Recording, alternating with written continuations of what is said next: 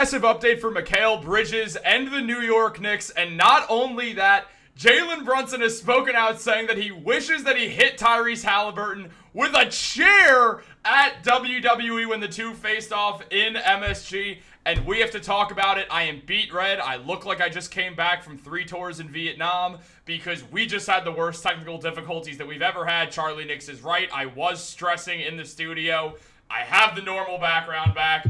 What's up, guys? Welcome back to Knicks Digest Happy Hour. 30 minutes too late. The Knicks game starts in 30 minutes. We not only have one guest in the big man, Dariel Concha, making his return, and we also have a Mavericks fan, one of my favorite NBA YouTubers, Marcel Martin of Mavericks Digest. Guys, I'm not going to lie to you. You saw the BS I just went through to start this stream. Marcel, it's great to have you on the channel. Really glad to happy be that here. you're finally here. Glad to be here.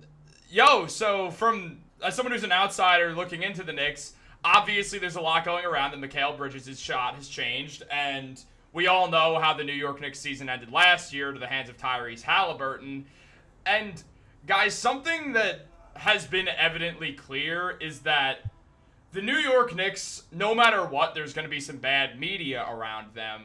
But outside of all that, we have seen Mikal Bridges, after a terrible first half, start an amazing second half of basketball against the Boston Celtics. And guys, now, having Marcel here is good right now because we eventually are going to get into some Knicks Mavericks stuff in a few minutes, probably. But I'm going to kick it to Marcel because he's the newest guest on Happy Hour. And frankly, I want to drink this White Claw after all my stress. So, Marcel, from the outside looking in, what have you seen about the Mikal Bridges stuff? And just overall, this new look Knicks, what does an outsider think of this team? I know you're going to troll right now. I know you. So as an outsider, I'm going to put my Mavericks fandom to the side real quick. But as an outsider, Mikal Bridges, is Mikal or McCall? I always... Mikal, okay. So with Mikal Bridges, I don't know why he changed his jump shot. I don't know if that was like a Knicks decision, like someone with the coaching staff, like, hey, shoot like this. I don't know what was wrong with it, but he did change his shot in the second half of that game where it worked. He finally hit his shots. But in my honest opinion, not even trying to troll, I'll save my trolling and all my smack talk for later, but I truly believe that the Knicks, from that game alone, and it's not so much the fact that you lost, but it's more in the fashion that you lost, that the Celtics do look like they are still closer to a championship than the Knicks. Not saying that the Knicks can't give them a run for their money once playoffs come down the road. For sure, that can definitely happen, but at least from the opening night, it shows that the Knicks have a long way to go.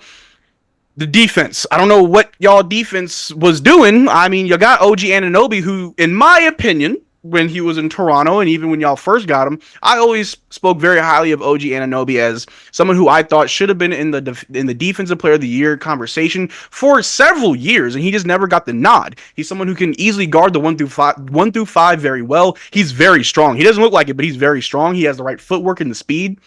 Of course, he can score. I was never concerned with OG's scoring ability, but his defense was something that was very coveted. Whether or not you overpaid for him, We'll see how that is. One thing I will say about OG, the only issue is his availability. The best ability is availability, and OG likes to get hurt when it matters most. So, but all in all, I will say, and credit to the Knicks, I do like the fact that they kind of turn it around. Prior to getting Julius Randle, prior to getting Jalen Brunson, the Knicks really struggled. They struggled to just draft players that they can develop into something good. They had a problem with attracting free agents. It seemed like they were what the Lakers are now. They were prior, but now they've really turned it around. I do, even though I've got my own opinions on y'all coach. Tibbs is a good coach. He is a good coach. He will work you like a dog. Like that's just the nature of the beast. But he is a good coach. He's a good coach for that team, and obviously the players are bought in. They believe in him and they trust the system, and they do work hard for him. That is a fact. I think I'm not really sure what it's going to take for the Knicks. I don't think you need to make any big major trades or moves.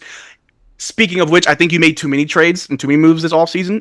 I don't think you can do a lot more with less, and I think the Knicks may have done too much. I like the fact that you trade away Julius Randle for Karl-Anthony Towns. I think Cat is a better fit. There probably wasn't any situation where you can get Cat and keep Dante, but I think losing Dante is going to hurt more than many people think. Yeah, I will say, and then we'll kick it over to Matt and Dariel, who are just sitting here right now. And I'm sorry, guys, because especially it is titled Knicks Digest Happy Hour with Chris and Matt. Sorry, Matt. But also, Matt, you know what? No talking for Matt. So, look, here's the deal. And I'll let the two other Knicks fans in here also comment on this. Yes, losing Dante hurt. He was the best shooter the Knicks had last year, objectively. It's not like Jalen Brunson and Dante DiVincenzo are worlds away different shooters, and understandably, Jalen Brunson's the point guard. You need a guy who he has with him to be a great spot-up shooter, and the Knicks have that in sort of a committee value of having Karl Anthony Towns, having Deuce McBride, who shot 41% from three last year, having OG and Mikal in the corners, who are elite shooters, in the corners. And you're not going to have that quick trigger guy unless you go out there and get Matt Ryan. And some of the New York Knicks are going to do it. I'm going to do a whole video breaking this down probably tomorrow, which is going to be right after they do it, because I think the WNBA, the G League draft is tomorrow. The Knicks have the first two picks in the G League draft. They're drafting Landry Shamet first overall and Matt Ryan second overall. The reason is because they want to hold on to Landry Shamet so they can sign him and bring him back to the team and have him be the light version of Dante DiVincenzo, essentially. And then Matt Ryan is just another shooter who they could use. The Knicks understand that if anything they need right now, it is a pure sharp shooter in NBA 2K terms. And, just to put it right into 2K terms. And so Matt Ryan is a New Yorker. He went to Iona Prep High School, which is right near Westchester, so he'll be playing for the Westchester Knicks 30 minutes away from his home, something like that. So he'll be thrilled to be in the as thrilled as any NBA player could be to go to the G League. He'll be thrilled about that, and Landry Shamet obviously now gets the chance to work with the New York Knicks and really get his chance to get back kind of on his feet and really, really try to figure this whole thing out of the shoulder dislocation. Does he need surgery? Does he need physical therapy? Is it going to affect his shooting since it is his right arm? There's a lot of questions with this.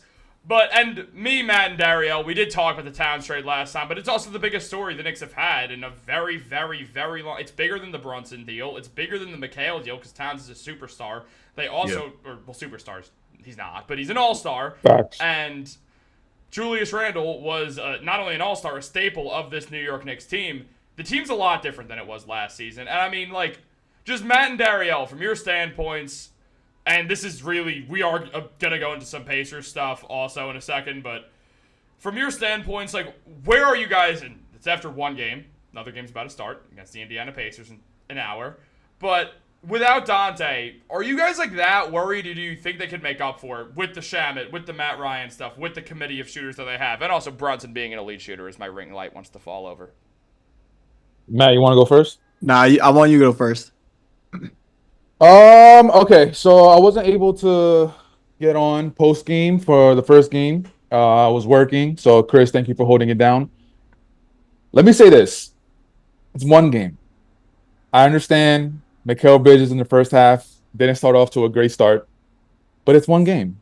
And I think what we need to take away from the game is I think the bigger story in that game one was how good Boston looked. They looked incredible. They looked like a well-oiled machine. It looked like the summer didn't even happen for them.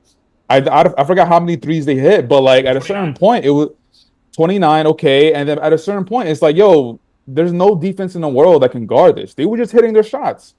And ironically, it was on the first night, ring night. You hear the stories of NBA players going on podcasts saying that, those nights are usually weird. It's awkward because they're emotional. The energy is weird in the building. And I was hoping to get a W, obviously, but I was not expecting the Boston Celtics to play like that. I thought, if anything, they were going to be like every other team in the league. I thought it was going to take a little bit of time for them to get back into the gel of things. But no, it looked like the next day. After they won the championship, it looked like the next day. It looked like they never stopped playing. So that's one thing. It's one game. It's against the reigning NBA champions. I'm not going crazy. On top of that, Mikal Bridges and his shot, I'm not going crazy as well. It does look super weird. He was able to fix it in the second half, but again, it's only one game. I'll start getting worried if it's 10 to 15 games and we're having this Mikal Bridges talk about he's 2 for 12 from the field for the next 10 to 15 games. Then I'll start getting worried.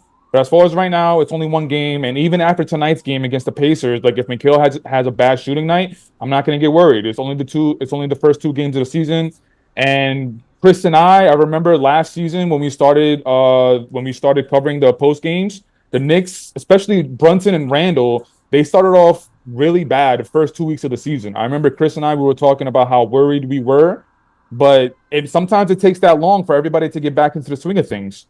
So we'll see what happens. As far as the whole Dante stuff, like this is going to be a lingering storyline for the whole season. If and hopefully when the Knicks really start putting things together and they start getting like a winning streak going, then I think the whole Dante and Julius Randle storyline will go by the wayside. But until then, like it's gonna be always around about like whose team is doing better, Julius Randle and Dante. How do they look on the Minnesota Timberwolves? And it's very interesting how the NBA, I don't think they definitely didn't plan it because the trade happened like a couple of weeks before the NBA season opened. But the Minnesota Timberwolves played the Lakers right after the Knicks played the Boston, and it was awesome to see just like one right after the other, which fit looks better. It's the first game, so you're not gonna have all the answers. Yeah, there's just a lot to digest from the first game for both teams, the Minnesota Timberwolves and the Knicks. But as far as where I'm at, I'm all right. We lost to the reigning defending champions. It's one game. Everybody, we just have to give it a little bit more time for everybody to get into the swing of things. So, Matt, what about you? Yeah, so, I mean, what's scaring me a little bit is this was the second game in a row where the Knicks, like going back to that game 7 against Indiana, where they just got absolutely torched. And it felt the other team couldn't miss any shots. So, that's scary. I still feel like, we just got to settle down. It's one game. Warriors got blown out. And what I'm sure Chris is going to say, the Warriors got blown out their first game with KD. That we brought in a bunch of new pieces. They got to learn how to gel with each other. So can't overreact to any one game, especially when there's 82 of them like the NBA season is. So was it disheartening? Of course. Because again, we kept saying the Knicks are the team built to be the anti-Celtics. So how did we get destroyed by the Celtics? We said any other team might beat us in the playoffs, but the Celtics aren't going to beat us. But they just 32 points before the Huck Porty started putting up some points and bringing the score back. Like a huge deficit. Hated to see it. Not what you wanted to see from this team. You want to see maybe they weren't. I didn't think they were going to win, but we needed to see a better effort than that. There was too many plays where Karl Anthony Towns, I guess, forgot that Jason Tatum could shoot the 3, and Tatum would come off the pick, and Towns was, not only did he not go over the pick, he would sag. And it was just so frustrating to see because this guy can shoot. This guy, he clearly, over the summer, people are saying on social media, but it's real. He got bullied into developing an elite jump shot. We saw it against whoever the Celtics played last night. I think it was the Wizards. Tatum. He cooked Sarr, second overall pick in the draft. He's here. Like he's here. He's a bona fide MVP candidate. We got to protect him at all 3. We got to defend against him at all 3 levels. But I also got to say, we got 115 people in the chat right now. So guys, we appreciate everybody spend their Friday night with us. Get some comments rolling. Get some Knicks questions in the chat. Drink Chris with me. Chris is a wealth of Knicks. Chris is a wealth of Knicks knowledge, and just hit us with your questions, hot takes. Let's see what we got tonight. Matt, I do want to real quick. I just want to something that Matt said. If the Knicks are the anti-Celtics, I think that's a bolder claim than saying that the Knicks could. I don't know. Like I feel like that's a very bold claim because the way that the Celtics play, I honestly don't know if the Knicks are even equipped to defend the way that the Celtics play, at least offensively. Defensively, they really do defend well. Obviously, Jrue Holiday, in my eyes, Jrue Holiday has always been just a world-class defender in his own right. Being a Mavericks fan, watching my team get destroyed by the Celtics in the finals, it was very frustrating watching Jrue Holiday because as a fan of basketball, I love his game. I love everything about Jrue Holiday. Even when he was on the Pelicans, I thought he was just a great player, very underrated. But watching him in the finals, watching him out-rebound my centers, pissed me off. And so watching how the Celtics play the Mavericks in the finals, defensively, it is by committee, but they do have their anchors. Offensively, they love to play 5 out. That is literally their bread and butter. They play 5 out. Now you have Karl Anthony Towns, which can help you play 5 out. But can everybody else on that team defend the team like the Celtics when they play 5 out? I mean, you allowed Jason Tatum to really pop off, and I'm a big Jason Tatum hater. I loved all the memes after the finals of how corny Jason Tatum looked. I was making some memes of my own. We did it.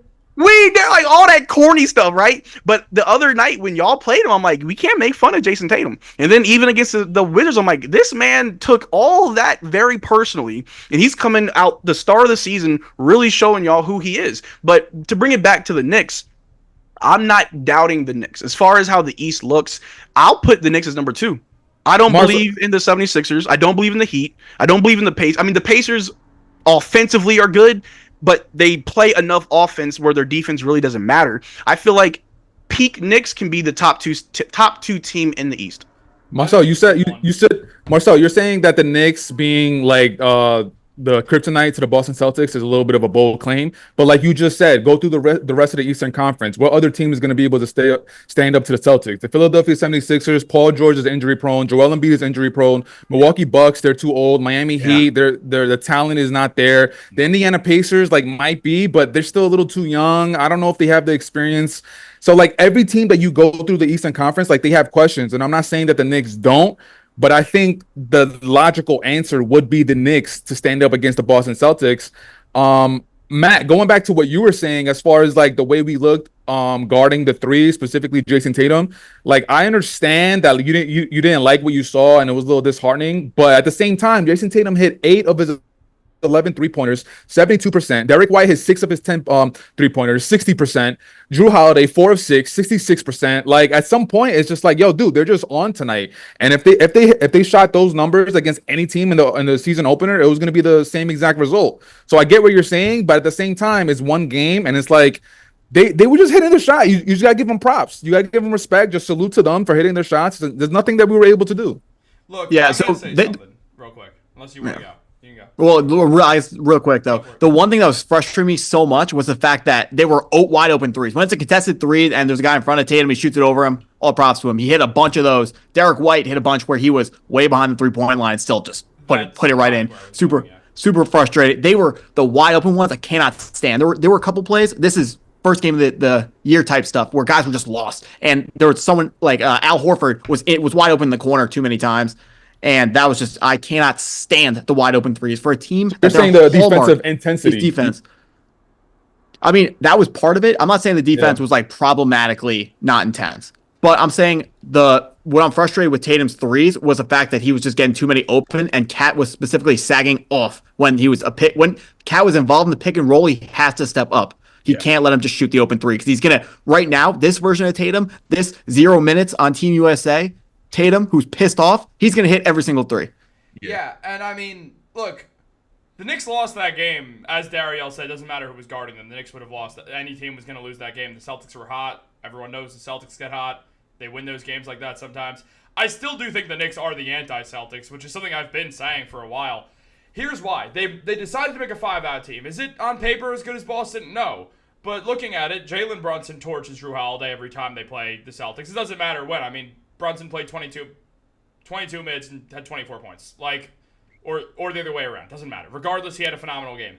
Drew Holiday, for some reason, cannot guard Jalen Brunson, which makes no sense. He feels like he should be the number one person able to guard Brunson. The only person I've ever seen just delete all of Jalen Brunson's moves was LeBron, and that's a different story whatsoever. But, Marcel's just like, ooh, LeBron! I know what happened 15, 13 years ago. Shut up. Not that old. You saw it. I saw it. And I was 10, so you saw it. I did see it, yeah. Yeah. You got to see a championship. I have the Yankees from when I was 8. That's it. Matt's you got the Yankees. You got the Yankees for in 1 week or 2 weeks. Oh, absolutely. Yeah. And, no, but Chris, the Knicks are the anti-Celtics because the Celtics, their number 2 scorers are Jaylen Brown, Jason Tatum. And we have 2 of the best wing defenders in the league. So they got that for a reason. That's why they paired Mikal and OG. The point is, well, yes, it's to stop the Celtics. Obviously, it's to stop the Celtics because for some reason they had Mikal guarding Jason Tatum, which makes no sense. Tatum's bigger than Mikal. He bullied right through him. It made no sense. there's a world where the Knicks don't want to show their hand and show they're going to put OG on Tatum. I just don't think there's a point in faking that. Like the Celtics don't see it coming. Mazzulla's not an idiot. Like, that better not be the case. It's game 1. Nobody should be holding back their cards up until April. Like, no, show everything you got, bro. Especially in basketball. Like, in some sports, I understand when holding some cards to your chest makes sense. Basketball doesn't happen because there's not too many people on NBA rosters. There's not enough people in a rotation to not see something coming that's as blatantly obvious as OG guarding Tatum. Because when we saw OG guard Tatum, he actually did a very good job against them. Matt, as you said, it was the fact that they weren't playing defense. The Knicks went out there and as a unit decided to not defend anyone. They let open threes happen, something they have not really done in the past. And I don't think it's cause for concern as much as I think it is the Knicks went down and essentially made the business decision very early on. And the Celtics came out and we're not losing on ring night. We're not going to keep up with them. And in fairness to the Knicks, it was a blowout by the second quarter. And it didn't get any worse. And the Celtics played their guys a good amount of minutes where the Knicks didn't. We saw the Knicks go out there and specifically the bench unit not give up. Yeah, Mikal Bridges sucked in the beginning of the game. And then in the second half was great. 2 for 3 from 3. 5 for 6 from the field overall. Great second half. The most hated on 7 for 13 game I've ever seen. And look, it's the fact that they have Mikal, who's a great matchup for Brown. It's the fact that they have OG, who's a great matchup for Tatum. The fact that they have Karl-Anthony Towns, who's better than Kristaps Porzingis, who would not be surprising if Porzingis is never the same after playing on a destroyed knee in the finals. We've seen guys do this in the past. They never come back the same player. It's not like, oh, well, he played on this injury and he came back and he was okay. No, that doesn't happen. Your body's not supposed to be 7'3". And I'm not saying this as someone who's a hater on Porzingis or anything. I was actually happy to see him get a ring. There was a time where I hated Porzingis when he played for a certain someone below me's team right now. Back then, when he went there and was laughing with Luka the day before the trade happened because he knew what was coming. But, What? Yo, never mind. Chris, go ahead. Finish what you're gonna say, and I actually have a Porzingis question for Marcel. Yeah, and then so guys, who should start tonight, McBride or Hart? I think Deuce McBride should also be in the starting lineup so you can do a 5-out because that's part of the problem with being the anti-Celtics. If you have the Celtics who are putting Al Horford on Josh Hart and Josh Hart's passing up open threes, then yeah, you have to put Deuce McBride out there. You have to run the 5-out because if you have a 5-out where you have Deuce McBride, Mikal Bridges, OG Anunoby out there playing defense, that's a pretty good way to counter exactly what the Celtics do, where you can do what they do on offense and do exactly what you need to do to stop them on defense. The Celtics are not smash mouth basketball. They take the most threes per game out of any team last season. They're on track to this season. It's something that's not going to change about the Celtics. The Knicks built a team that, yeah, at times, before Mitch is here, as Charlie Knicks mentioned in the comments, the Knicks should not trade Mitchell Robinson, which they absolutely should not do. Yeah, the Knicks' interior defense is weakened because you have Karl-Anthony Towns as your center. That's going to stay the case because there's one skilled scoring center in the Eastern Conference, and it's Joel Embiid. There's no one else who the Knicks have to worry about them beating them on the inside. Bam's not going for 40. Bam's probably not going for 30. He doesn't shoot enough to do that. You have one scoring center who has a degenerative knee injury. That's why the Knicks are not that worried about interior defense, especially when OG Anunoby and Marcel, you did Raptors watch-alongs for a while. OG can guard the 1 to the 5. If anyone can do it in basketball, it's OG Anunoby, and it's with the caveat that he's healthy. But if OG is healthy, he's the most versatile defender in basketball. He's not the best defender in basketball, he's one of them, but he's the most versatile defender in the NBA. So you look at this team, and you see they are the anti-Celtics. Here's the good thing about being the anti-Celtics, like the Knicks have managed to be.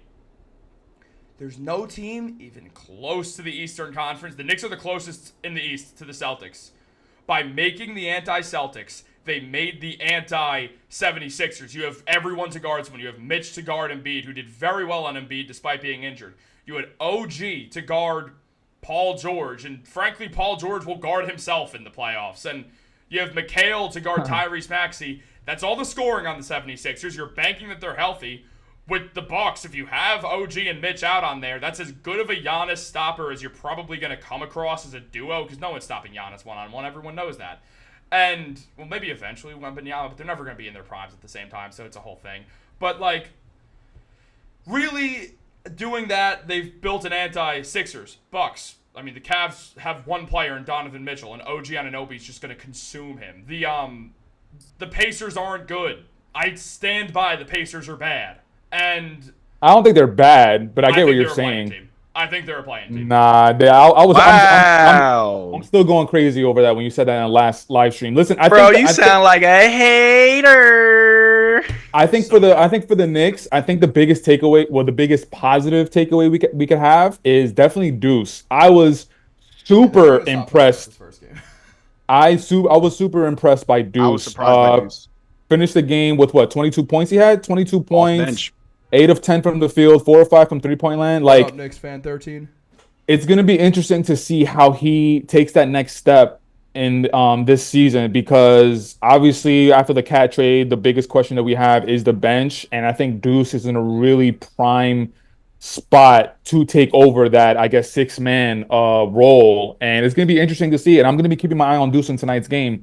Marcel, real quick, the whole Kristaps Porzingis and Luka era, which was super short, but like, what was that like? Did you guys even like it? Like, did you guys wanted to get rid of it as soon as it happened? It was so short. Number one option.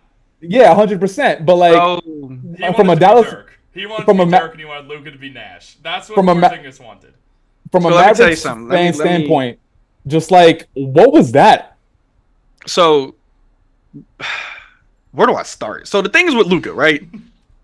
We're still trying to get Luka to play off ball. He has a very high usage rate. I think he led the league last year in usage rate. He is ball dominant. That is a fact. Right.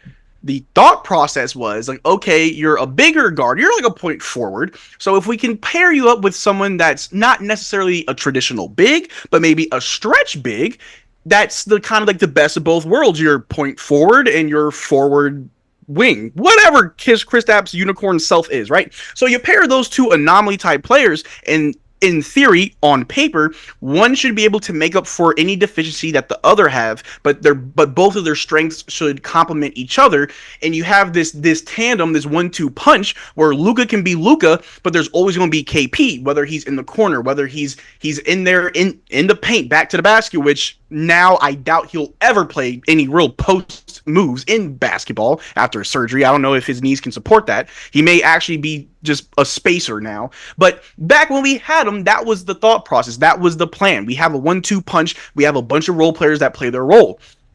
It was supposed to work on paper. Now, you can believe the reports. You can believe what people are saying. I truly believe Kristaps Porzingis didn't want to be in the shadow of Luka Doncic. And unfortunately, in the world of basketball, I'm not too sure how much basketball you guys played, but if you've ever played AAU or travel or any real organized ball at any real level, there are always going to be egos, especially, even if you're playing high school basketball or you're traveling for AAU or if you're in college or in the NBA, there are always going to be egos because you want to prove that you belong. And I feel like Kristaps Porzingis had a little bit of that to him because New York, y'all really, maybe it was for good reason.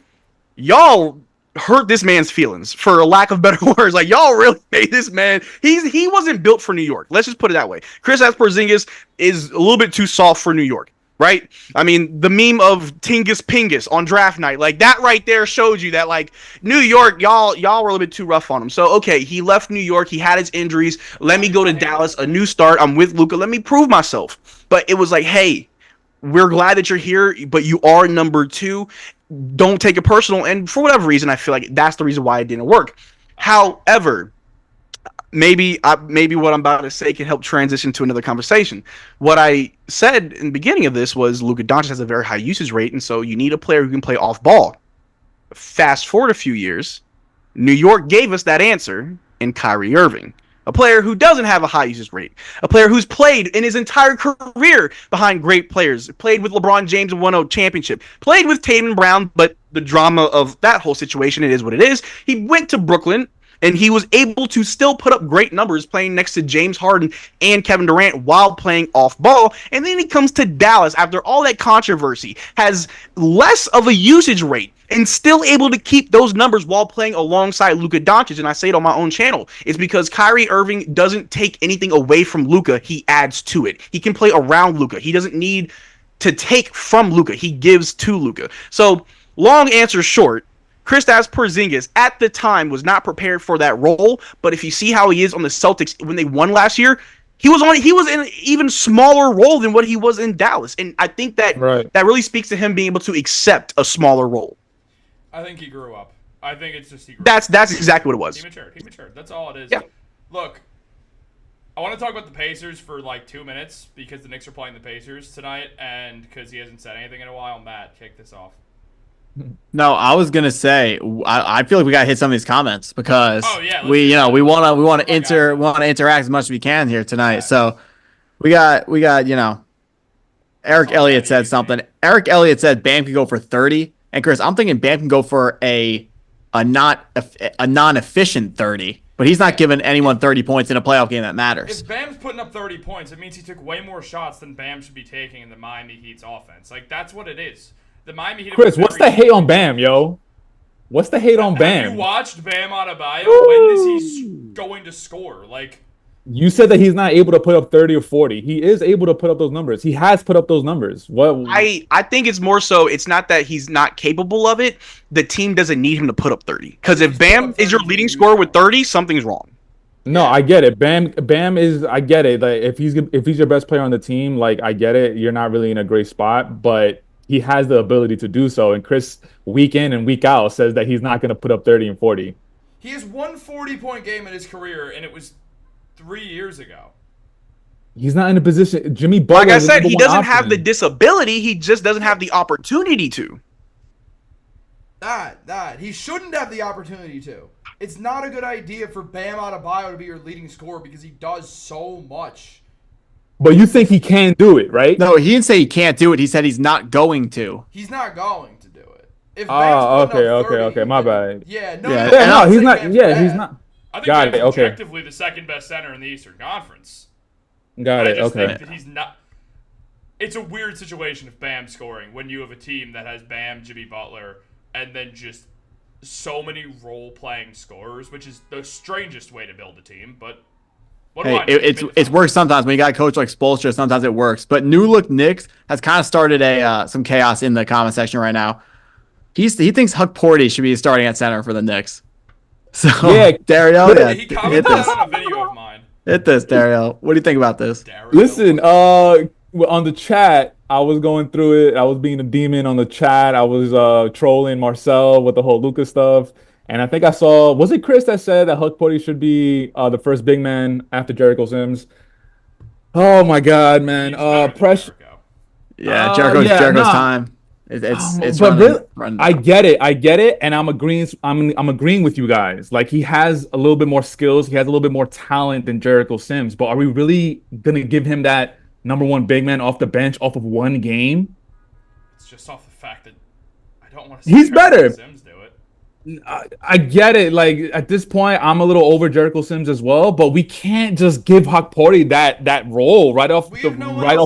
While Precious and Mitch are out. Like so Dario, we know that Precious can't handle it. We might as well give it to Huck Porty, and so what? Worst case scenario, he can't handle it either. But what if he can handle it? Put in Dario. Yeah, so I mean, also, guys, yeah, we might have to.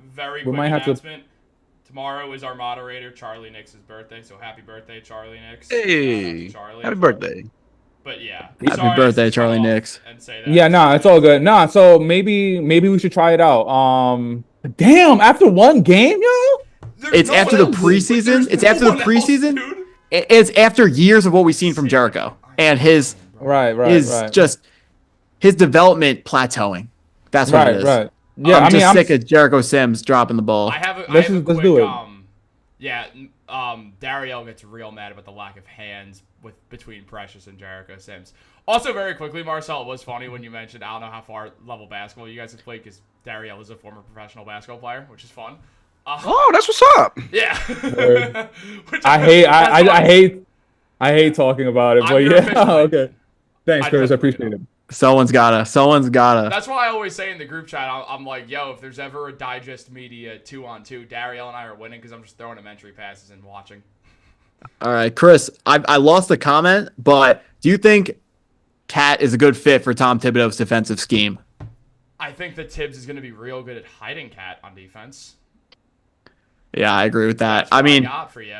when everyone says that he's not a good defender and he's not a good fit for his scheme, I don't think, is there a scheme? Well, first of all, Chris, another question for you. Put that down. Is there a scheme where Cat is good defensively? I mean, you hide him on a shooter, which isn't a scheme. It's a hide him on defense. So You can not have him even guard that. centers, Not though, even because- that. What's up? Not even that. For someone like Cat, for all the game footage I've seen of Karl Anthony Towns, in my opinion, the best way to utilize him on defense, because he's not going to be your point of attack defender. He's not going to be able to hang down. I mean, he can handle himself against the Joel Embiids, the Jokic, the ADs of the world. But in my opinion, to maximize Cat on defense is more or less help defense. And what I mean by that is if you can have OG on the point of attack and funnel the offense into Cat, so then you effectively create a trap. All Cat has to do is be big. Yeah. Because OG's right there. OG's but if you're gonna, ball defense is unreal too. it's amazing. So I mean, if I'm Tibbs, that's what I'm gonna do. I'm obviously you're gonna want the most out of Cat, so you're gonna have to ask him to try more. Because in reality, you can't really teach someone to be a defensive player of the year candidate. They have to want it. It's about effort. Defense is literally nothing but effort. So you try and get the most effort out of Cat, but if there isn't any deficiencies on defense when it comes to him, you just have to have the wings funnel the point of attack into Cat, and then effectively you're creating the trap right there. OG, an amazing off-ball defender. I mean, there you go. But as far as like an isolation situation, or if you just want to play man-to-man, in my opinion, the best defense for Cat is a zone. I agree. I do agree. It's what makes the most sense. And the thing is, as I mentioned, there's one big man who's a score-first elite talent in the Eastern Conference, and it's Embiid. So once Mitch is back, you could put Towns back at the 4 where he's happy. And I love Towns at the 5 offensively because when he wants to beat people up and score in the post, he's great at it. He's strong. But, I mean, look, because this is a rematch between the team that just beat the Knicks in 7 games last year tonight. And obviously, the Knicks had 7,000 injuries and all that, but they still lost. Do you guys, and it is nice to hear from two people who are Knicks fans than someone who's not a Knicks fan because it's just good for the non-biased perspective of it. Do you guys think the Knicks are better off playing the Indiana Pacers this year in the playoffs than they were last year? I already disagree with Marcel, and maybe it's me being biased. I think they are because in times you can match when the Pacers decide to stop missing threes. You have a better chance of matching it. The problem is you need Mitchell Robinson there if you want, like, for the Pacers in the playoffs, because the Pacers, specifically Haliburton, do so well at manipulating the paint and turning it into threes. Wait, so what's the question? Do you guys think that? Hey, I'm gonna let y'all discuss, and then I'm gonna hit y'all with a banger. Okay. Chris, go ahead. Say it Do you again. My guys bad. think Say the it Knicks again. are better off this year if they were to play the Pacers in the playoffs? Do you think that this is a better matchup? Do you think this team gives the Knicks a better chance to win than last year's team? Are we saying everybody's healthy? Mitchell's in the lineup and everything? Yes. A healthy team. A healthy Knicks versus a healthy Pacers. In a perfect world. Yeah. I mean, damn. Putting my bias aside, because obviously I'll say Knicks. I mean, it's not going to be an easy series, but I do have the Knicks winning that series. I think we're in a good spot. Matt, what about you? Knicks Pacers playoffs? Yeah. Yeah. Do you think they're better this year to beat the Pacers or last year? I mean, well, you talk about fully healthy last year. I would have Fully to. healthy. I think they were probably better last year, but I'd say hey, with Julius Randle, they're better last year. yeah, I think they're better last year. But we should squish them either way. Fully healthy, either we way, squish the them. Knicks are way better. Marcel, you wanted to say something, so. So I truly believe that if the Knicks were to play the Pacers this year, you're going to have a weird situation. So last year in Minnesota, Cat owned the Pacers. They only played once in the regular season, at least from what I saw from a quick Google search. And he dropped 40 points that game. The Pacers' only real size comes from Miles Turner. Unfortunately, if you pull Miles Turner out of the paint, what do you really have? You have someone who's an average at best perimeter defender. Carl Anthony Towns will feast on that, right? And if Carl wants to attack Miles Turner, go right ahead. Again, Miles Turner, in my opinion, is a great center, but Carl has size. Carl is a strong individual. Like, he's yoked, right? But as far as this current Knicks team, now that you don't have Dante DiVincenzo and now you don't have Julius Randle, I think I'd argue the Knicks can't keep up with how fast that the Pacers play. The Pacers, and I'm not talking about the eye test, I'm talking strictly by the numbers. Last year, the Pacers had historically the best offense in NBA history, just by the numbers. It was insane how fast and just how, and again, I said earlier, the Pacers don't care about defense as much because their offense will always make up for it. They'll always have high scoring games because they're just that focused on offense. But now that you have Karl Anthony Towns, who he'll help slow the game down to kind of knock the wind out of the sails of the Pacers. But if you're not going to play Cat for 40 full minutes, you're going to have to run. You're going to have to match the Pacers' pace. If you can't slow down the Pacers, then you have to meet them for pace. You don't have Dante DiVincenzo who can run the floor. You don't have Julius Randle who can stop pace, at least from what I've seen. Correct me if I'm wrong. But I feel like you effectively have lost two of your better options when you face the Pacers, and you've elected into being more of a team better equipped to stop the Celtics. Now, I'm not saying it's a drastic change. I'm not saying you're less. I'm not saying the Pacers own you. I just feel like now you're less equipped for the Pacers, and because you're more equipped for the Celtics, if that makes sense. That's been a point. That's been a point on Knicks Happy Hour, like 3 weeks in a row. We feel like we're less equipped for the rest of the East because we're all in on beating the Celtics. Because we're saying that. There's what happened to Minnesota when they did that to be the anti-Nuggets.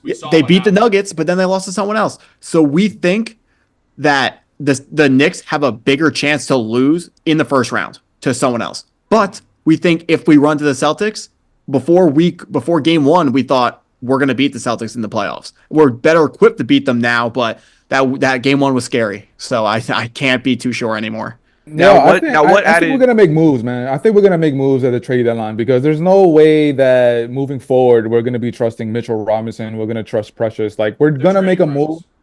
Yeah, 100%. They're gonna trade him, but I just don't know what we're gonna be focusing on. Are we gonna include Mitchell Robinson in the package? Are we gonna look for another big man? Are we gonna look for another perimeter defender? Like, what are we gonna be focusing on the trade deadline? And I just have a feeling that we're gonna make a move, and it's gonna put us back in like the spot where we're going to be able to just be diverse, and we're going to be able to defend, obviously, the Celtics, but then we're also going to be okay with other teams in the Eastern Conference. I'm just going to explain what it looks like, what's going to happen real quick in like 15 seconds.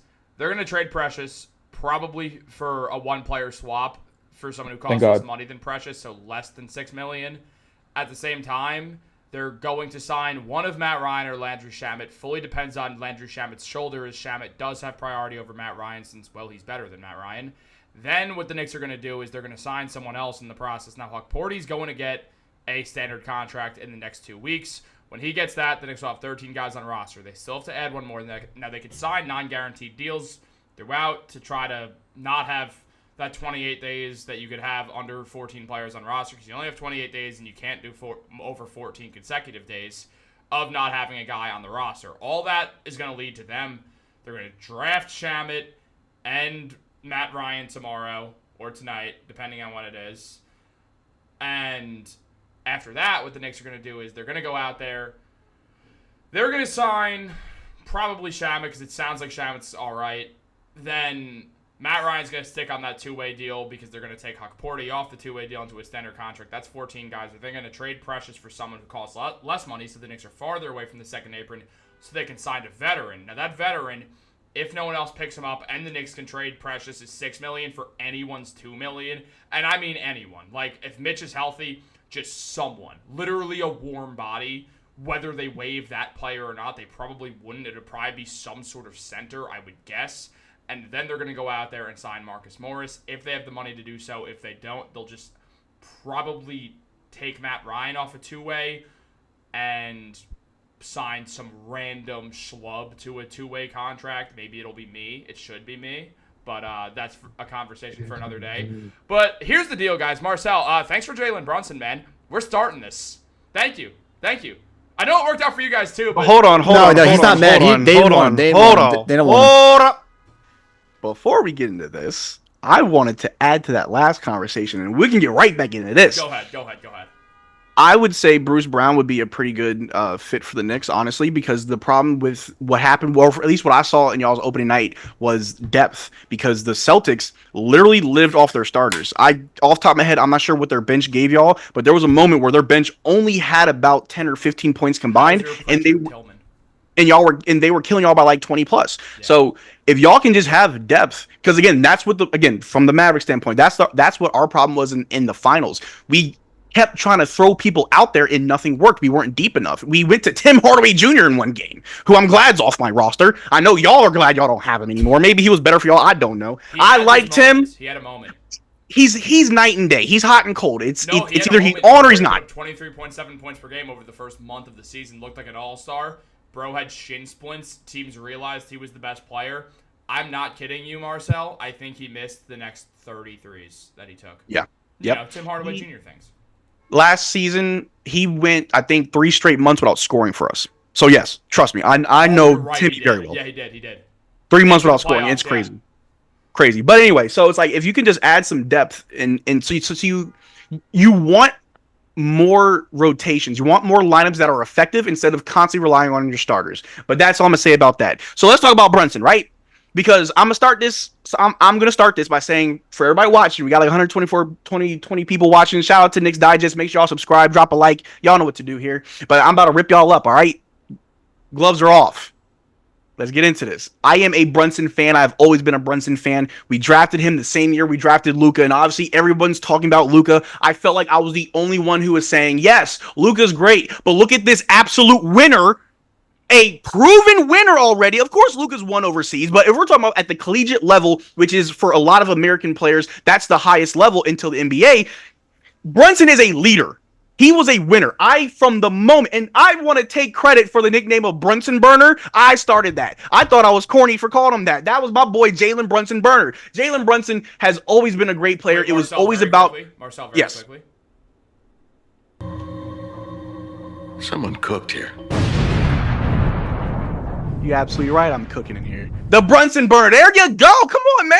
I like the animation. I like that. But yeah, so it's like I've always respected and admired Jalen Brunson because he's the type of player, even from college to this point, he's worked his ass off for everything that he got. There was a clip that I saw of him as a kid practicing with his dad, and just watching his dad practice with him and listening to how his dad talked to him. You know Jalen Brunson is no stranger to hard work. He's not some privileged kid who just was in all these basketball camps that just traveled, and because of his father, he got whatever he wanted. Jalen Brunson worked hard for what he got. So I've always admired that about him. He's a workhorse, but the thing is, he needed the opportunity to be Jalen Brunson. And maybe it was Rick Carlisle. Like it was just because he was in Dallas. There's a lot of reasons why. But I truly do believe the Jalen Brunson you see today we would never see this in Dallas. It's because of the opportunity. At the time, it was because of Rick Carlisle. Maybe under Jason Kidd, it's a different story. Rick Carlisle has a very old school way of thinking, and for whatever reason, now in Indiana, he's kind of adopted this new age of players. Because in Dallas, he never wanted to play the young guys. He would always give seniority to the older players. But with Indiana being young, you have no choice. But I don't think that Jalen Brunson would have become who we see him today if he stayed in Dallas. He needed the room to grow. Now, what I did say in the chat that I'm going to definitely bring to this stream, and I'm going to defend it, is that Luka Doncic had the highest usage rate. The highest usage rate, right? And to have an effective number 2, a right-hand man, you need someone who can play amazing off-ball, have a low usage rate, but a high level of productivity. That, unfortunately, was not Jalen Brunson. Now, we saw Jalen Brunson have a great season with Luka Doncic, and what I feel like people forget, that year before he went to the Knicks and where he had that great playoff run, it was really because Luka was hurt. That's when Jalen Brunson shined, and he showed you, if I have the opportunity, if I can have the ball in my hands more, watch what I can do. As a number 1 option, I'll take Jalen Brunson. A lot of people say because he's a short guard, he can never win a championship. Shout out to Becky Hammond. You don't know basketball. I don't care if you're a championship winning coach. Fight me. But Jalen Brunson, I believe that he can win a championship. And as a Mavericks fan, I don't want to see that happen on my watch. But he has a good shot at doing it. He did great things in the playoffs, and I'm going to keep singing his praises. But if we're going to just be honest with ourselves, when he has the ball, when he can have a high usage rate, his production goes up. When you take the ball out of his hands, when you lower his usage rate, his productivity drops as well. It works for the Knicks because Tibbs will gladly give the ball to Jalen Brunson and say, go to work, save us, help us. Give me 3 or 4 back-to-back 40-point games in the playoffs to get us to the next round. Jalen Brunson showed you he can do that. He showed you that he can do that. Now, Jalen Brunson, I need you to pass the ball more. I need you to take the ball out of your hands, play off ball. I need you to play a little bit better defense because I do remember when y'all first got him, his defense was a problem. That was something that everybody talked about for a long time. How good of a defender is Jalen Brunson? And what you do, you make sure Jalen Brunson's assignments are not going to expose him on how bad of a defender he is. I love Jalen Brunson, I'll be honest. Not that great of a defender, and obviously size has a lot to do with it because the effort, whatever. But saying all of that, I am totally happy with Kyrie Irving. And I'm going to make a bold statement in front of 100 of you viewers right now. Kyrie clears Jalen Brunson. At what? I don't know. Pick something. He doesn't at ball handling probably. Outside of that, I'm not really sure what he clears him in. Maybe in like flat Earth theories. Ball handling, facilitating, court vision, IQ, finishing, hitting near 10 assists. You literally only have to bring up one thing. When Kyrie Irving was the main focal point, yes, when Kyrie Irving was the number one option on the team, what did he do? What did Jalen Brunson do with the number one option being on the team? That's literally the end of the conversation. He's right. So, Jalen Brunson, if given the reins, free run, he'll give you 40. Yeah, and he'll give you 40. We've seen it. Can't. Well, he can put up 40. That's not Kyrie's MO. Kyrie dropped 40 points in the playoffs, just this past playoffs. It was the first round against the Clippers. He dropped 40. We lost that game. Not saying that anytime Kyrie. That's not what I need from Kyrie. Just because Jalen Brunson can be a higher scorer than Kyrie, that doesn't mean to me that doesn't mean that Jalen Brunson is better than Kyrie Irving. There are a lot of players. Hold on. Assists. What I need from Kyrie Irving is to play off ball. What I need from Kyrie Irving is to play great defense. What he is exactly what he does. What I need from Kyrie Irving is efficient scoring is what he also brings. What I need from Kyrie Irving is to be able to play with the best player in the league and still put up your career averages. Wait, Marcel, are you saying Kyrie is a better player than Brunson, or is a better fit on the Mavericks than Brunson? Two things can be true. They're not both true, though. They're not both true. There's no way. Kyrie can be a better fit on the Mavs than Jalen Brunson. I wholeheartedly agree with you on that because Kyrie Irving, I said this when he was on the Cavs, the man is an amazing number 2 option. It's when he's at his best basketball. You know that for a fact. It's a massive reason why the Mavericks got to the finals this year. And Brunson, I'm not saying he's as good as Luka. Don't take this that way, but Brunson's effectively a shorter version of Luka. Like, the movements are the same. The way they play basketball is very similar. I'm going to give you a pass on that. Listen, man, when you're talking about who's better than who, like, yeah, if you're talking individually, Kyrie has the skills, he has the talent. Individually, Kyrie is better than Brunson. But unfortunately, you don't just go off that. You also go off of what have you done for me. You take a look at their resume, and yeah, Kyrie has a championship, of course, but he was the number 2. But you have to look at those years when he was the number 1 option in Cleveland before LeBron, in Boston without. When LeBron. He was a rookie. Hold on, when he was a rookie. Okay, I understand that he was. How long was he in Cleveland before LeBron? He was there for like 4 years? 1 year. Oh, it was only 1 year. Okay, so negate that. Sorry. No. Okay, negate that. It was 2011, 2012, 2012, 2013, 2013, 2014. It was 3 years. Sorry. Yeah, it couldn't have been just one, but whatever. Like, okay, 3 years. Okay, if you want to negate that. But you got to take like everything into consideration. It's not just what you can do on the floor. You're also talking about like if you're the number 1 option on the team, like you have to incorporate your teammates around you. You got to make your team better, and that's another conversation we can have as far as like is the best player the leader. But in my opinion, if I was the best player on my team, like I had the responsibility of putting the ball in the bucket, but making my teammates better. Because I'm not going to win by myself. There's countless examples, obviously Jordan, Kobe, all that stuff. But Kyrie over Brunson, man. Like, come on, man. Come on. I'm gonna take. Okay. Let me try to bring it back to reality. The better fit is Kyrie Irving. Kyrie Irving is the better fit. And maybe I look at that as more of a reason than I should. So I'll try to check myself. In on any team. Because he did that in Brooklyn. Now almost made the finals in Brooklyn, but he was playing alongside not just Kevin Durant, but also James Harden. Two players where James Harden is very ball dominant. Kevin Durant can do it both, a little bit of everything, really. And then there's Kyrie, still averaging 27 points per game, still being able to fit effortlessly in that Brooklyn scheme to win games and be effective. And then honestly, Kyrie, plug and play.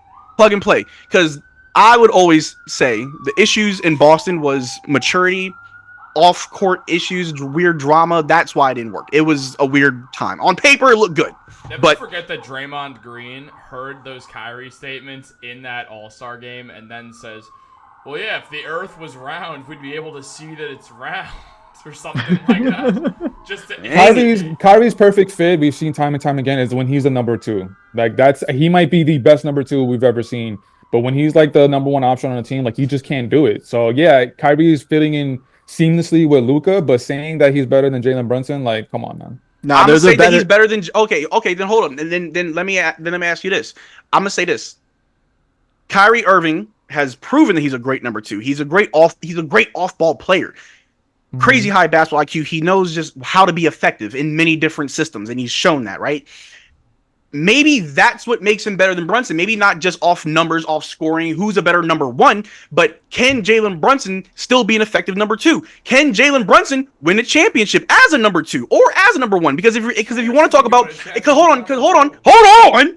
If you want to talk about what have you done for me lately, Kyrie Irving just helped the Dallas Mavericks make the NBA Finals for the first time in what? Let me check. 13 years? He literally joined the team. They missed the playoffs. They draft Derek Lively. And then for a full season, he helped the team get to the NBA Finals. So what's up? We literally have a guard that he literally brings everything to this Dallas Mavericks team. He brings the championship pedigree. He brings the stillness that you need for a team. That veteran leadership. Absolute cone on defense that these Mavericks guards. Cone on defense? I understand that you love your Knicks, but you may want to watch more than just New York basketball. He is not no cone on defense. What you mean? Did you not see what he did in the 3rd round against the Minnesota Timberwolves? Come on, I know you smarter than that. Chris. Don't do that. A cone, you're crazy. Right now. You're crazy, bro. You're crazy. So anyway. Now, Marcel, you bring up a good point though, as far as like Kyrie has answered the bell. He has a championship, and he has a championship as being the number 2 option. We haven't seen Jalen Brunson do that, being the leader of a team or being the number 2. And the only time he's been a number 2 was with the Dallas Mavericks. But I mean, Kyrie just has a longer resume. He has a lot more time in the league than Brunson, so we got to give Brunson a little bit more time.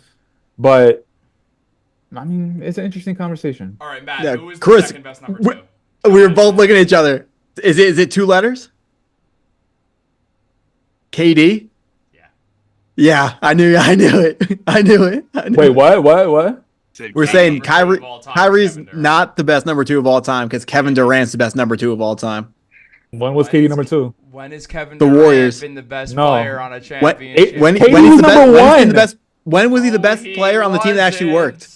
KD was number 1 when he was with the Warriors. The offense was drew around him. What are you talking about? No, it wasn't. No, it was not. Yeah, it was. No, but he had the chance to be a number 1 in KD was the best Brooklyn, player in the league when he went to you saw what they Warriors. did for the Suns. LeBron existed.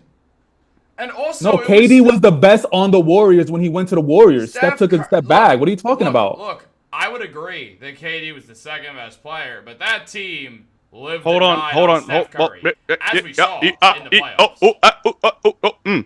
Dude, they were 2 games over 500 when KD was there and Steph wasn't there. They were. So let's make one thing very clear. The Warriors didn't need Kevin Durant to win. They needed Kevin Durant out of Oklahoma. Correct? Fair. Literally made one KD team wanted to choke games 5 and 6 of that series with 11 for 32 shooting. Taking Kevin Durant out of Oklahoma literally eliminated a playoff team from the Warriors. It eliminated 29 teams. That's literally what it did. It eliminated 29 teams. It eliminated 29 teams, yes. But good for the Warriors for doing that, as they should. It's on Kevin Durant for doing that. I have no beef with the Warriors. I have beef with Kevin Durant on doing that. But you can't tell me you can't tell me that that Warriors team didn't get Kevin Durant, that Warriors team could continue to win the next 2 championships? They might. They were in contention. I don't know if they would have won, but they were definitely in contention. 2017 the Cavs win, 2018 the Warriors win, because 2017 that was the best. That was Kevin Durant going to the Warriors. It just put them Kevin Durant going to the Warriors, it would just put them as the clear favorite for years on end. I can't believe you guys are saying Steph was the best player on the team. Steph openly said that he took a step back. KD was the best player. What are you talking about? Revolving around Steph Curry is what I'm saying. Not those. That doesn't make. Hold on, just because the team's revolving around Steph doesn't make Steph the best player. If I'm the Warriors and I draft Steph and Steph has already won me a championship, it's always going to be revolving around Steph. You are the cornerstone of my franchise. You look at the stats. The win-loss. It's the win-loss record. That's all it is. You don't have to be you could be the one without being the best player on the team. You could still be the one as long as you're right there with the one. Because they were 19 and 17 Steph Curry, of course, is without they were 19 and 17 without Steph Curry in all those years of the Warriors. Crazy. And they were 2 games over. Like when Steph Curry was not there. Sorry, they were 19 and 17 without Kevin Durant. They were the same old Warriors. The team was built around Steph Curry. Yes, because he was drafted there and he had tenure there. And that's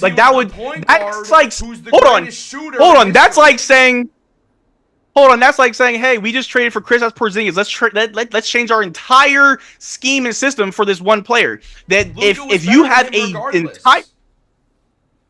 what I'm trying to get at is if you have a system in place, what's easier, changing your entire system for one player or having that one player fit your entire system? You're right, but we're not saying KD wasn't the number one because he wasn't good. Like, it's not KD's fault that he wasn't the number one, that the team wasn't built around him, but it wasn't. We're just saying that it wasn't. Yeah, it was built because when the teams were built around them in Brooklyn, they didn't win anything. Hold on. We're not talking about Brooklyn. We're talking about the years of Golden State Warriors. I'm talking about Kevin Durant can't win. Kevin Durant was never the guy when there was teams built around Kevin Durant. There's been 2 teams objectively built around KD. You could say 3 with the Suns if you want to, but the Suns are the weirdest team. And you're talking about OKC and Brooklyn, right? OKC and Brooklyn, yes.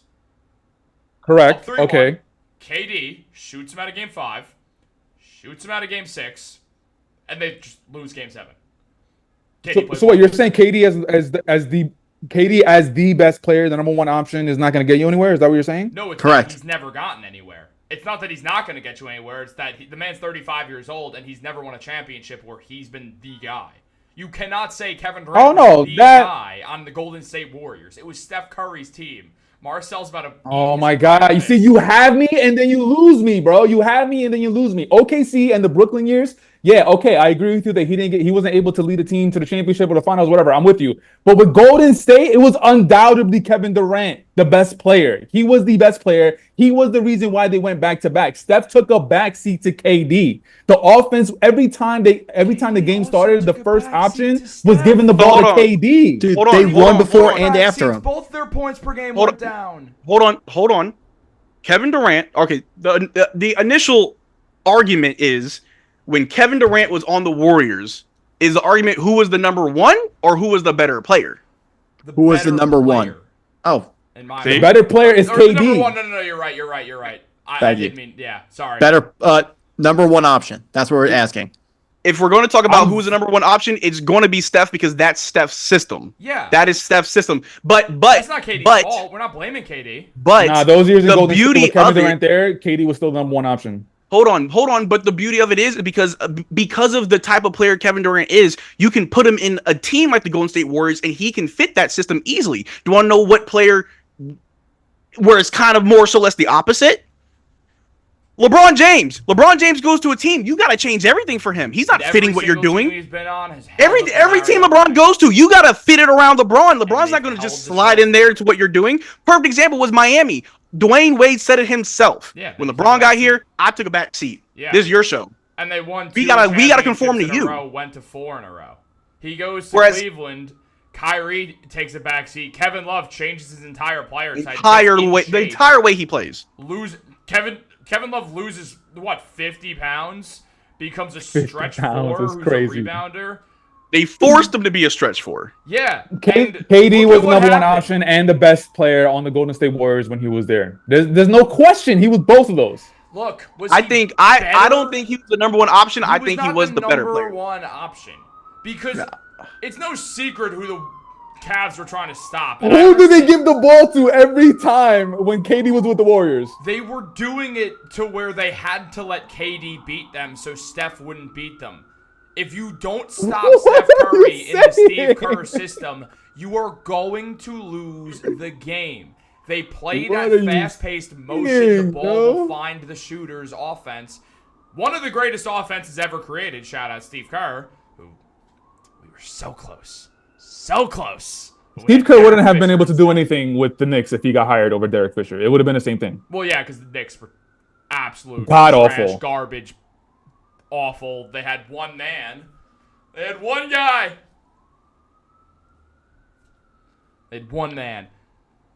Yeah. All right, Chris. It's game time. Who you got tonight? Yeah, we're gonna go to 7:35 when tip-off starts because obviously Who you got tonight? viewers are gonna watch the Knicks. Yeah, of course. Because they should. Yeah, Stop the stalling. Knicks are gonna win. They're at home. They have everything going for them now. Go out there. Marcel, pretend to be a Knicks fan. What's the score tonight? It's going to be 131 to 101 Pacers. Damn. All right, Dariel, same question. The Marcel, score. my nose is itchy, bro. I don't know about the score, but obviously I got the Knicks. But we got to get the W. It's not a must win. But Oh, of course not. I want to see the defense improve as we ignore the shenanigans being put forth by Chris Gallagher. Yo, can we for 4 minutes talk about something? No. Yes. No. Actually. Because I started Happy Hour. It was our idea, Matt. Chris? We birthed it together. Chris, yeah, can you put another jersey on before I listen to you? No, don't do it. Don't come back. Don't actually do that. Wait, Matt, why don't Marcel. you want him wearing Melo? No, I want him wearing it's another a one running over joke it. In our first Over it. ever Happy Hour, is I put on a bunch of jerseys and you could hardly breathe. And it was Oh, really word. uncomfortable. And then my girlfriend texted me, asked me why I had 5 jerseys on at once because she was watching it. I don't think she's watching it tonight, but if you are, hey, hi, how are you? Oh, Yeah, she's not real. You can just go ahead and She ignore doesn't that. exist. I My girlfriend's Marcel in a wig. Hey, yo. Hey, yo. How y'all get Chris, down to do you have York? an actual All right. topic here or This not? is sponsored by White Claw. Yeah, yo, so Marcel, what's going on with the New Orleans Saints right now, man? We are doing exactly what we've been doing since 2010 or 2011, whenever we won. Rashid Shaheed. Great guy. Yeah, when we lost my man Drew, my big man Drew Breezy, I gave up on this team. When we got freaking Derek Carr as our quarterback, I gave up on this team. And when we beat the Cowboys fans were trying to up the Saints, like, man, they're a good team this year. I'm like, no, we're not. Just because we beat y'all don't mean we're good. We're trash. The Saints are trash. Always going to be trash. We are effectively the 2015 New York Knicks. I mean, you guys had me fooled after 2 games. Carolina, I know, stinks, but Dallas, like, that should have been a real win. Dallas, in Jerry's world, they were unstoppable there last year, so I couldn't believe you guys blew them out. But I said it was a fluke. Well, we see that now. The injuries, actually, it's not a fluke. Dallas just isn't good either. No. The injuries, you guys got to get healthy. Got to get Chris Olave cooking, which we know he can, and he will. But right now, he's got that. Is it a concussion? I think it's concussion, yeah. Yeah. So he's got to get better, and he will. Yeah. So my dad's going to the Saints versus Browns game. I said, Dad, you may want to get a refund. You're about to watch the Battle of Mid. No, it's not going to be mid. It's going to be awful because it's Jameis Winston against Spencer Rattler. I'm rooting for Jameis Winston. So I think everyone always is. Everyone loves famous Jameis. That's my guy. Dude, 30 touchdowns, 30 interceptions back on the Bucks. Man, Marcel, well, me and Matt, we host Jets Digest. So, as Dariel knows, he's always invited. To any Hold on, channel. fun fact. I know you're not the biggest NFL fan, but you're always invited. What's Fun up? fact. I'm about to test y'all football knowledge. Do you know this ex-Jets player? I'm gonna defer to Matt instantly. All right, Matt. Do you know this ex-Jets player, Joe McKnight? Yeah, RIP. That's Great my cousin. return guy. Yeah. That's my cousin. That was your cousin? Wow. I was in the military when he passed, and that was a very rough time for me. Yeah. Sorry. I to hear couldn't that, go man. home. My condolences. Yeah. Yeah, nah. Joe was awesome. He was a beast, dude. Yeah. I heard off the field, awesome guy, too. So, So nice. yeah. So nice. That's all I ever heard. Yeah. I don't know if what I'm doing is nice or really offensive right now, so I'm just gonna hold it. Thank you. Guys, thank you so much for tuning in to another ridiculous live stream. Dariel, you know what it is. We've been here a while. Nah, I don't got the energy, bro. I don't got the energy today, dog. You don't have to do it today. But look, here's the deal. Guys, Dariel, obviously going to be a recurring guest on many Knicks Digest live streams, especially, Knicks Digest Happy Hours. We're going to have other live streams throughout the year also that are not on Friday at 6 p.m. Friday, 6 p.m. every single Friday, we are going to have a Knicks Digest live stream. I've talked to the both of you off camera. I'm pretty sure you guys are... I'm going to send you the assets, Dariel, all that stuff, all that nonsense that no one needs to hear about. For next week, I won't be here. I'm taking a much-needed vacation of 3 days away from this ring light that's blinding me slowly and giving me glaucoma. And Marcel's disappointed in me. Marcel, great to have you on here. I mean... Glad to be here. I'm glad to provide actual basketball knowledge and good Dude, insight. that's what I'm saying. Like, me and Matt, like, when we first started this, it was talking about the Knicks and making fun of each other. I told you, you're going to fit in like a glove. You are always welcome back on Knicks Digest Happy Hour, the 4-man. We've never done this before, so we had some technical difficulties. Bit of a shorter stream than usual. But, guys, you guys are going to get a lot more happy hour. This thing's just beginning. We're going to have a bunch of different guests. We're going to have Marcel back soon. Dario will be here next week, taking over my hosting spot because, frankly, I just need a quick 3-day YouTube break. Then I'll be right back giving you guys some news. I'm gonna have a video for you guys tomorrow. I'm actually gonna have 2 videos for you guys tomorrow. Dariel's he cooks over the weekends also, so you're gonna get a lot of fun Knicks Digest content this week. Before we all leave, I need a quick message from all of you guys. We're gonna start with Matt. Matt, what do you got? Quick message to the world about literally anything. Knicks by 8 points tonight. Dario, quick message about literally anything. Knicks are getting the W tonight. Let's get it. Marcel, quick message about literally anything. Take care of your mental health. You matter. Don't let no one tell you different. And Marcel wins by a country mile. All I was going to say is, guys, one time I fell down a flight of stairs, and it was really funny, and Matt was there to watch. Guys, have a phenomenal day as always. I'll do the Dariel outro real quick. The deuce is loose. Taj Gibson for president. Election day's coming up. Make sure to vote for Taj Gibson.